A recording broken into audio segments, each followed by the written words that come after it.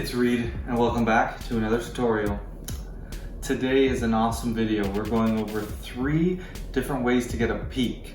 So a peek is a way to secretly look at any card in the deck that you want. One that obviously you don't know that you want to take a look at. This video is going to be super useful in the follow-up to this video, which is going to be the most basic form of a mind reading card trick where spectator picks any card and you read their mind. I'm going to show you a ton of different ways to do that, how I perform that, and how to make that simple routine super strong. But in this video, we're going to learn 3 different ways to get a peek. We're going to go over the bubble peek, a peek, I don't exactly know the name, but I just call it the pinky break peek, and then a peek using the convincer control that we talked about a video or 2 ago. So I'm super excited to jump in to this video. It'll be a little different format because we're going over 3 moves. So I'll just do the regular tutorial format in a condensed form for each one of the moves. Without any further ado, let's get into 3 ways to get a peek. All right, so let's get into 3 ways to get a peek, or 3 different peeks. I'm not going to go in any particular order, really. We'll start with the bubble peek. Now, the bubble peek, I would say, is probably the easiest on this list to do. And it has to be used in the right situation at the right time in order to fairly get away with it. So here's how the bubble peek works. I'm going to take a random card and I will genuinely not look at it, okay? You see that? I'll push it into the middle of the deck. All right, and already I've stolen my peek, and I know that it is the 7 of diamonds. And it's also on top. Here is how that works, okay? Essentially, we need to control the card to the top, okay? So I did that with one of my favorite controls, and I will be teaching that control probably pretty soon, just because it's so good, so useful, and it's tricky, takes a while to get, but it's not the hardest control in the world. So with the bubble peek, it allows you to steal a peek of the top card in the deck. So this can be very useful for a lot of different applications. In the demonstration of the bubble peek that I did, I obviously just controlled the card to the top and then I peeked it.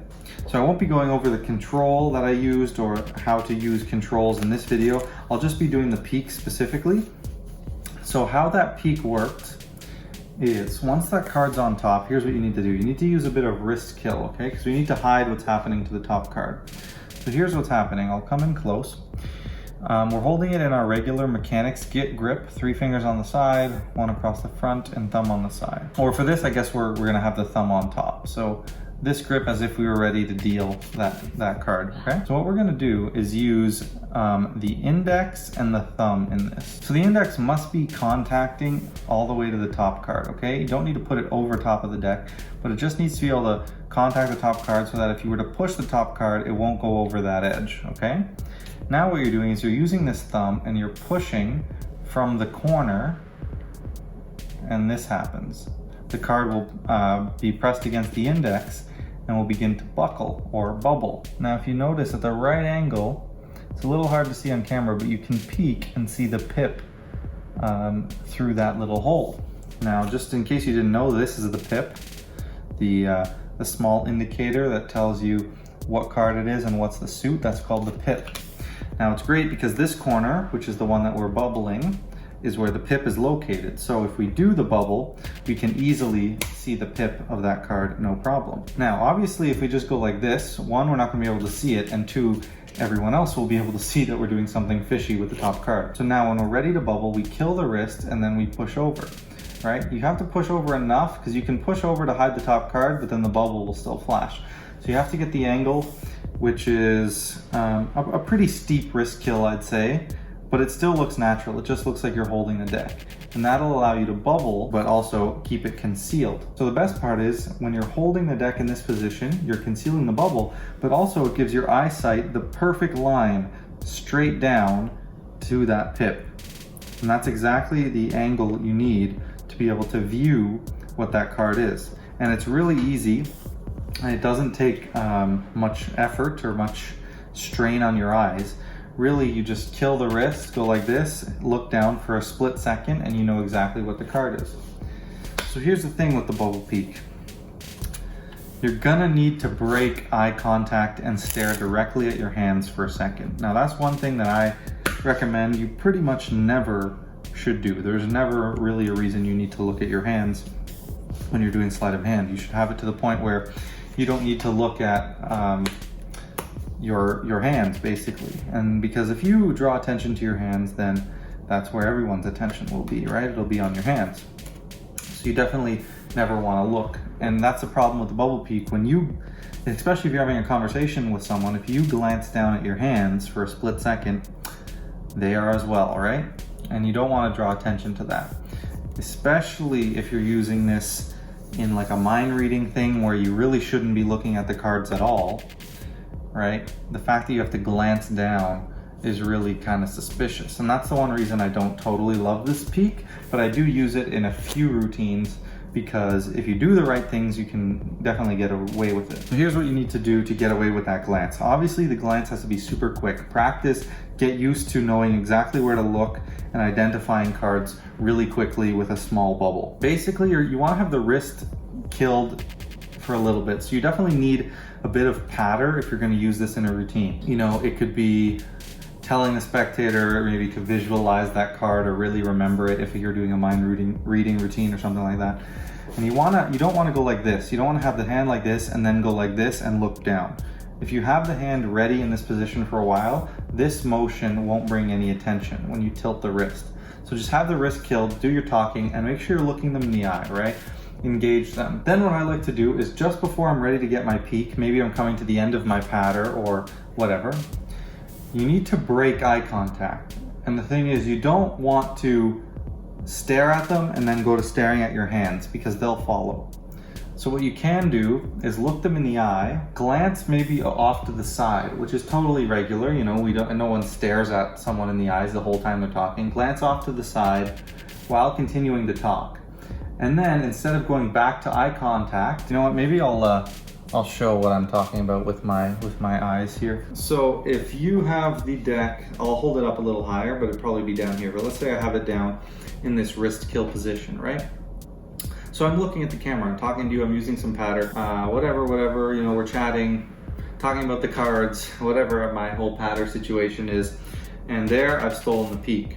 So I need to break that eye contact, because if I go here to here, you're gonna follow, or the spectator would follow my eyes down.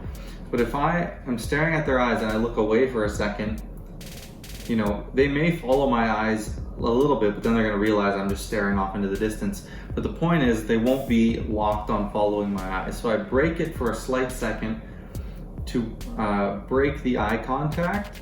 And then before I rejoin eye contact, my eyes glance down, get the peak, and then I'm back re-engaging them, okay? So again, don't go from direct eye contact straight to the deck, but you definitely want to be maintaining eye contact for as long as you can. And just before that moment when you want to steal the peak is when you would break eye contact. After you've stolen the peak, like I said, make it quick. You want to glance quick. You don't want to be staring down here for a while. Obviously that'll attract their attention. But if you're off to the side, you look, I see it's the 3 of clubs, and now I'm back talking to you. This hand gets out of the way, drops. At this point you can even put the deck down. That's a good time to do that. And then you can focus on them. Engage them right away. The second you get that peak, make sure you know what you're gonna say next, because that'll totally just overtake their mind and they won't be focused on, you know, you having glanced down at the cards or whatever.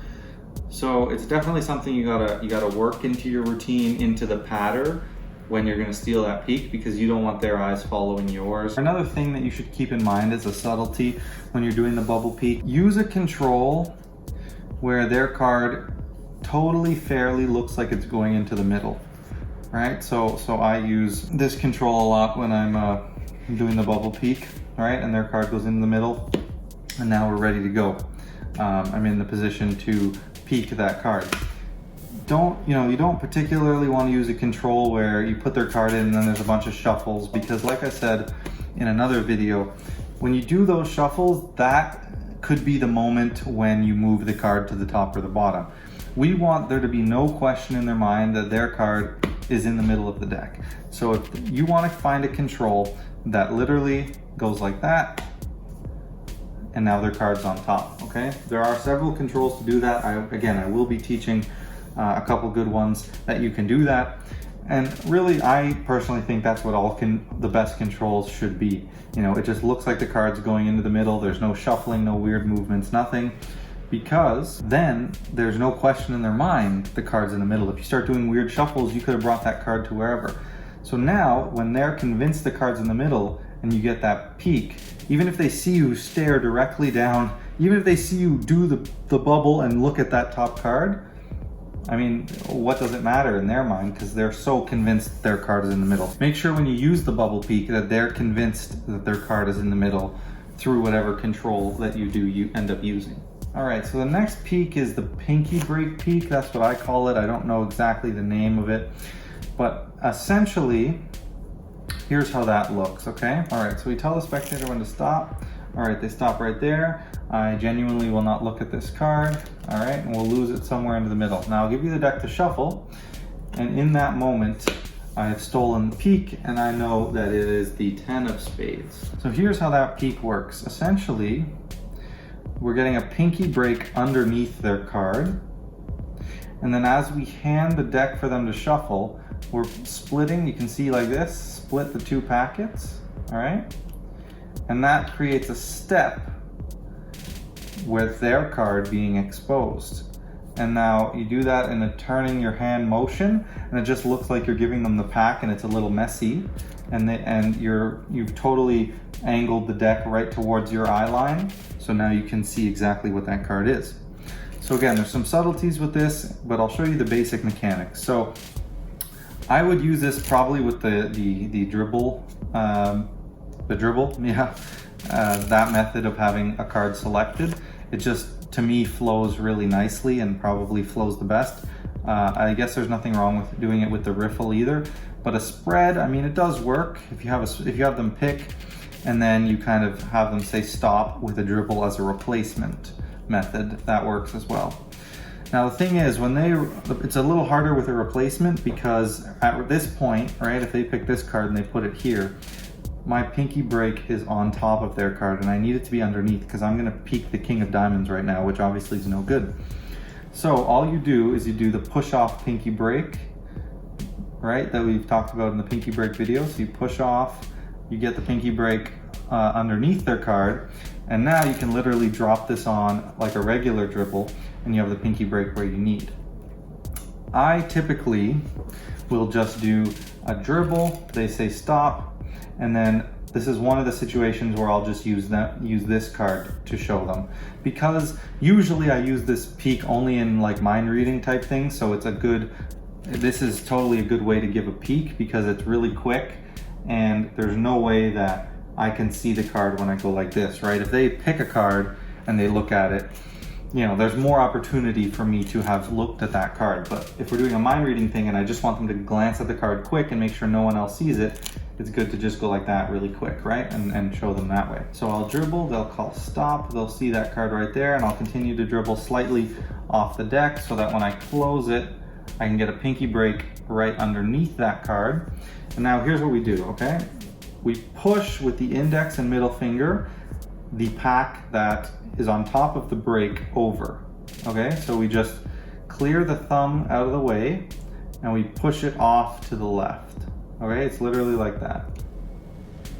Okay, there's not a whole real method, but you just kind of go like that.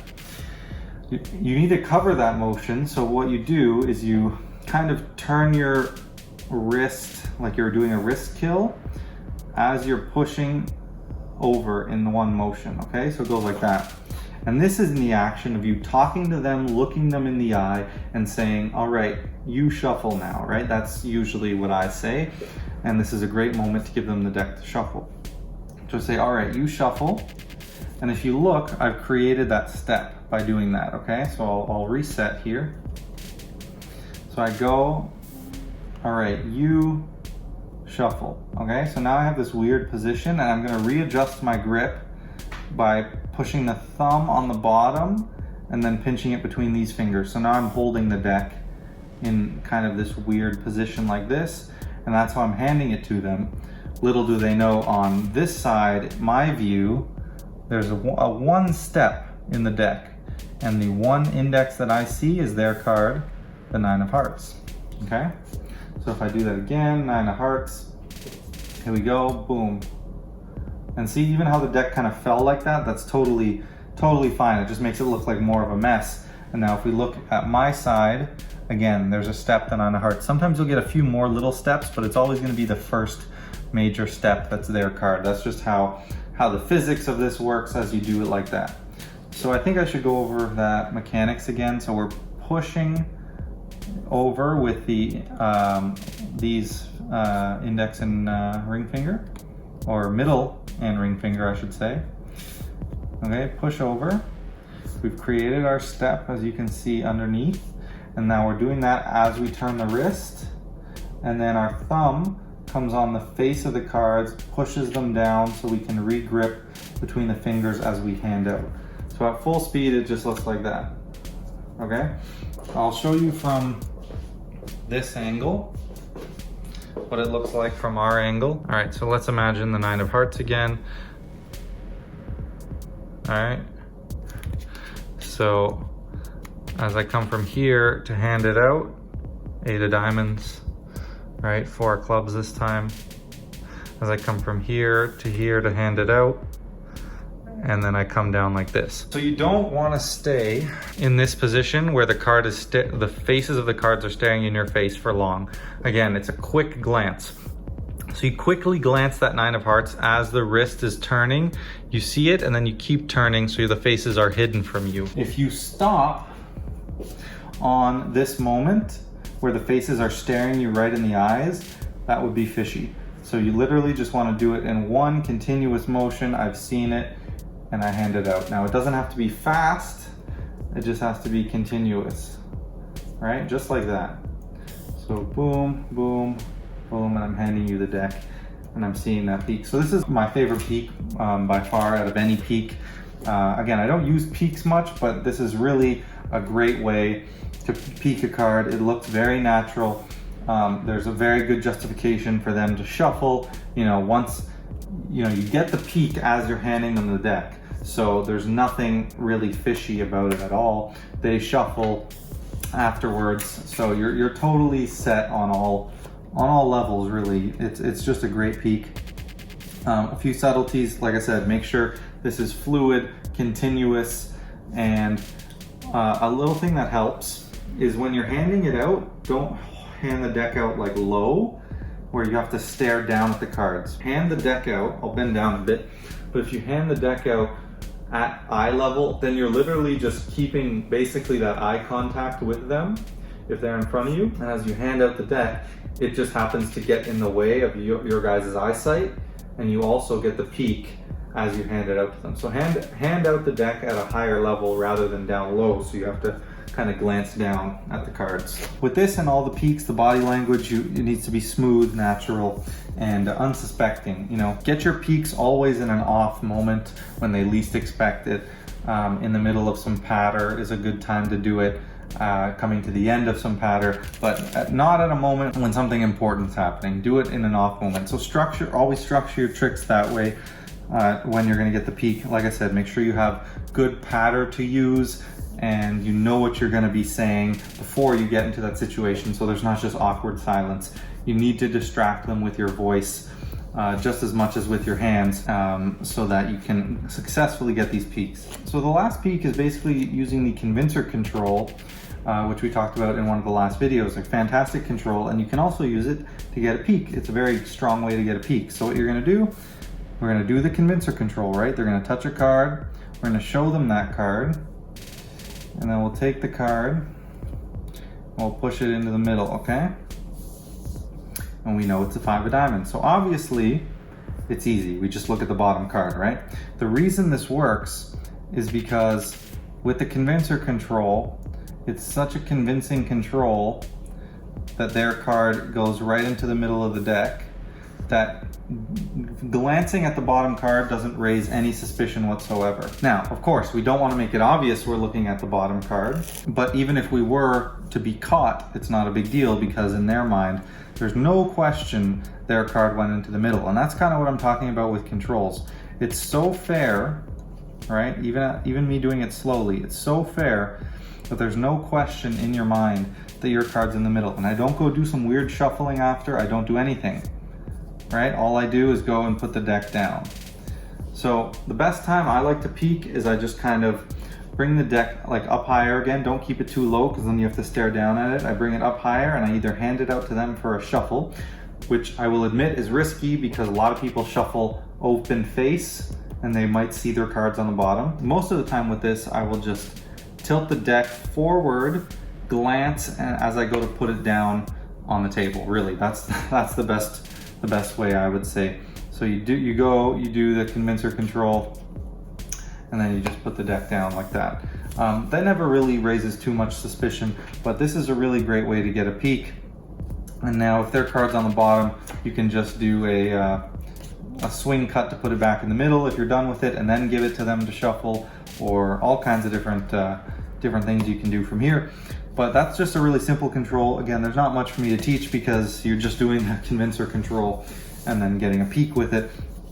But it's another great strategy, and it works so well just because the control is so strong. So in terms of uses and other ideas, I'll just emphasize, I kind of talked about this, but the bubble peek is great to use with control, obviously. You don't want to take, you could do this, but I would extremely recommend against just taking a card, you know, they have their card, you don't see it, and you put it on top, and then you get the bubble peek. It's just way too obvious, and they'll be looking for you to get a peek, especially if they know it's going to be a mind reading kind of thing or something like that. You definitely want to do a control where they see their card go into the middle of the deck, and there's basically no question in their mind that it went into the middle when you've actually controlled it to the top, because at that point you can get away with your peek using all the subtleties we've talked about, and there'll be no problem and no question in their mind that you could not have seen their card. So definitely use it with a top control for sure. Another thing is I'll just teach a little variation of the convince or control peek that I saw Spidey do. I think it's pretty good. I like it quite a bit, and it's just a different kind of variation. So what you're going to do is the exact same thing. We'll do the convince or control, so we'll do it with the 3 of clubs being the selected card. All right, with this one you do need to learn how to do the out jog with the convince or control. So as I talked about in the video, right, sorry, we'll use the 8 of clubs now. You're gonna pull it out while culling the card underneath.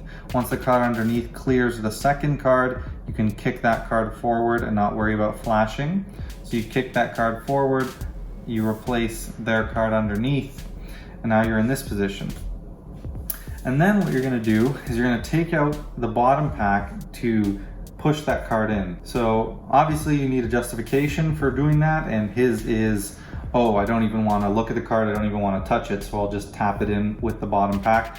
I don't love that as a justification, but I haven't been able to think of anything better at the moment. So basically at this point, you're just gonna strip off a little pack from the bottom. Obviously their card will be on the face. And then you say, okay, I don't want to even look at this card, I don't want to touch it, so I'm just going to close it like this. And now you use this to tap this card into the middle. But while you're doing that, you get a perfect peek of their card, you throw it on top, and now you've also hidden their card and put it back in the middle of the deck, so you can let them shuffle or whatever you want to do. So it's definitely a nice variation. You take the convince or control, you know, you go like this, you say, oh, I don't even want to touch this card, I don't want to look at it, let me just close that up, and then you're good to go, and you've stolen a peek. All right, well that concludes the 3 peeks video. So we got the bubble peek, the pinky break peek, and the convince or control peek. 3 great peeks, my favorite being the pinky break peek. Seems the most fair and the most hidden to me. That's the one that I tend to use when I do peeks. I do have one routine where I will use the bubble peek because it's just better for that situation. That's really what it's all about. You want to find the best things for your situations, for your routines, and then figure out the best way to use them. Again, for your peeks, make sure you're doing quick glances, you're doing it naturally, and you're not drawing attention to that glance. Using some of those things with the eye contact that I talked about can be a great little tip, so that they don't follow you down to the peak too much. So definitely practice these peaks, combine them with controls, and work them into your routines how you see fit. In the next video, I'll be doing some fantastic card mind reading effects. Very simple, but really strong stuff. And I'll just do a whole jumble of all the different ways to do this one effect that I love to do. I still do it to this day. It's a really good kind of warm-up trick. And it can be really convincing if you know how to manipulate your audience's mind into believing what you're telling them and using the right subtleties and that sort of thing. Practice these peaks, work on a lot of the tips I talked about. I know there's a lot of talking, but there's a lot of subtleties that go into sleight of hand, and peaks are one of those things that are fairly easy, but you have to use them the right way. So with all that said, please don't forget to subscribe, drop a comment, and I'll catch you in the next video.